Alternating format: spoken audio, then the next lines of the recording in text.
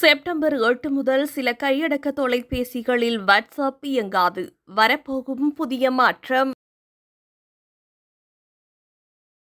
Meta நிறுவனத்திற்கு சொந்தமான WhatsApp செயலி பல ஆண்ட்ராய்டு பதிப்புகளில் தனது சேவையை நிறுத்த உள்ளதாக அறிவித்துள்ளது. இதன்படி 2026 செப்டம்பர் 8 முதல் ஆண்ட்ராய்டு 6.0க்கு கீழ் இயங்கும் கையடக்க தொலைபேசிகளில் வாட்ஸ்அப் செயல்படாது. குறிப்பாக ஆண்ட்ராய்டு 5.0 மற்றும் 5.1 பதிப்புகள் பயன்படுத்தும் சாதனங்கள் இதனால் பாதிக்கப்படும் என தெரிவிக்கப்பட்டுள்ளது. புதிய அம்சங்கள் மற்றும் பாதுகாப்பு மேம்பாடுகளை வழங்குவதற்காக இந்த முடிவு எடுக்கப்பட்டுள்ளதாக நிறுவனம் தெரிவித்துள்ளது. எனினும் iOS பயனர்களுக்கு இந்த மாற்றம் பாதிப்பை ஏற்படுத்தாது.